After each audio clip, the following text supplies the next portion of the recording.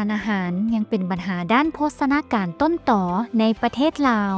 โดยเฉพาะในเขตชนบทซึ่งจากสถิติทางการได้ระบุว่าอัตราการขาดสารอาหารของเด็กต่ำกว่า 5 ปีสูงถึง 33 ส่วนห้อยในขณะอัตราน้ำหนักต่ำกว่ามาตรฐานมีถึง 11 ส่วนห้อยแม้นมาจากการขาดเสบียงอาหารที่มีโภชนาการสูงดังนั้นโครงการเคลียร์จึงมีกิจกรรมในการส่งเสริมการเฮ็ดสวนครัวเพื่อสนองเข้าในการแต่งกินให้แม่และเด็กส่วนครัวโภชนาการแม่นประกอบด้วยพืช 18 ชนิดหมุนเวียนปลูกใน2ฤดูเช่นพืชฤดูแล้งประกอบมีผักกาดซอมผักกาดตีนหมีผักหมผักบงผักปังถั่วคั่วถั่วพูและถั่วลันเต๋าพืชฤดูฝนประกอบด้วย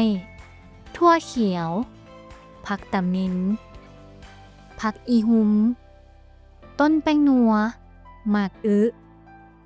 หมากฮุงมันด่างงาดำและหมากสมพอดี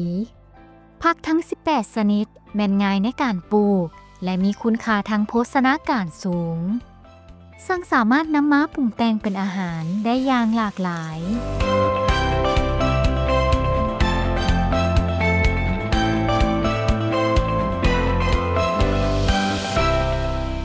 ผักที่โครงการเอาให้ที่ค่อยบ่เคยปลูกมีหมากกระเจี๊ยบเขียวกับผักอีหุ่มกับถั่วเขียวถือว่าเป็นแนวใหม่สำหรับค่อยส่วนครัวของค่อยมีขนาด10 คูณ 4ปลูกผักกาดส้มเดผักกาดตินมีเดมีอันผักบุ้งมักถั่วลันเตามันด่างมักแม่นส้มพอดีเดได้เข้าร่วมเนาะการฝึกอบรม2 ครั้งเรียนรู้เกี่ยวกับการปลูกพืชฤดูแล้งฤดูฝน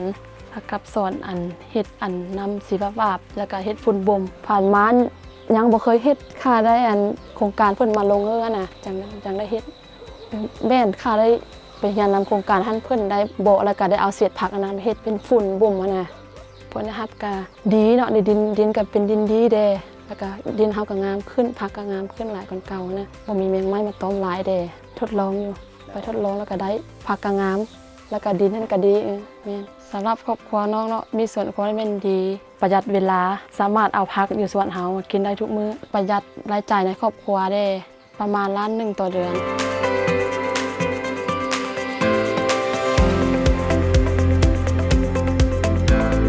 cũng mà rau rê lại chơi cô chỉ tao mua dừa chơi cô cho tao nhia ít lì nó cô giờ ít lan chi chơi với lấy kia cho mua mi nhỏ xong cái lò cô kia ô tê bà rau giờ nó kia ô bà mà đi cho rau tê ya ô chỉ trâu cho rau thế rong ya cô mua cho chua cho lò ô cá dư rồi thế li chỉ mua chemi rồiอยู่ya chỉ thổi không cần là kia chơi cô tao mua cờ là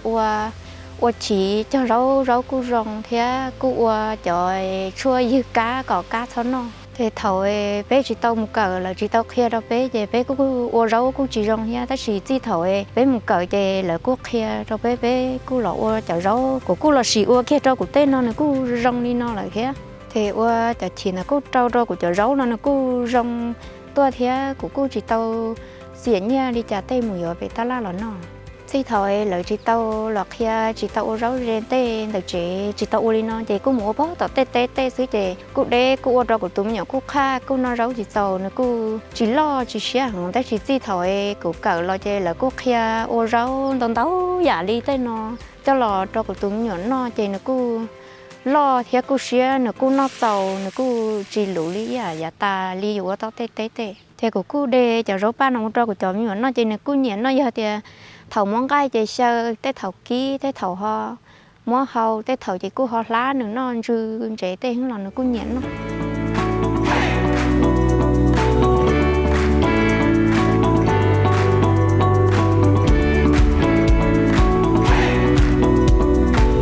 ปัญหาที่1ถือว่าอยู่เขตบ้านนอกหรือว่าเขตหนาวเนาะถือว่าดินก็น้อยหรือว่าดินเป็นภูก้อนเฮาจีได้เฮ็ด2 ข้อว่าหรือว่ากะจีเฮ็ดผลผลิตเฮาก็ได้ขุดเอาบ้านก็ได้จกดินมาทุนเซอร์ปัญหาที่1เนาะปัญหาที่2ก็คืออยู่เขตหนาวเขตผู้ดอยถือว่าเรื่องการเฮ็ดสอนเฮ็ดผลผลิตถือว่าเฮาปลูกพัดบันสนิกก็บ่ขึ้นหรือว่าบ่เป็นเนาะคือพัดอัน ปลูกพัดคือเฮาปลูกพัดอีนิงกับพัดอีโฮงเนาะคืออยู่เขตผู้ดอยคือมันบ่เป็นหรือว่ามันบ่งานว่าเป็นเขตหนาวอันคันว่าเรื่องดินน้อยนะสมควรในวิธีแก้ไขมันให้เฮาวิธีแก้ไขก็คือเฮาพัฒนาให้ทุนให้มันก้อนบ่หรือว่าเฮาไปซ่อมบ่อนที่มีพื้นที่หลายนิดนึงเนาะเฮาจึงสามารถแก้ไขได้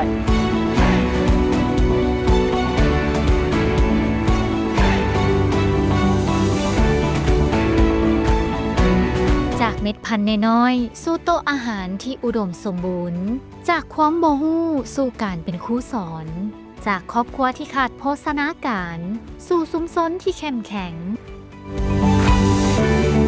นี่เป็นเรื่องราวความสำเร็จของสวนครัวโภชนาการแขวงเสียงขวางขอบใจทุกคนที่เข้าร่วมและร่วมกันสร้างอนาคตที่ดีกว่า และเริ่มต้นจากสวนครัวบ้านเฮา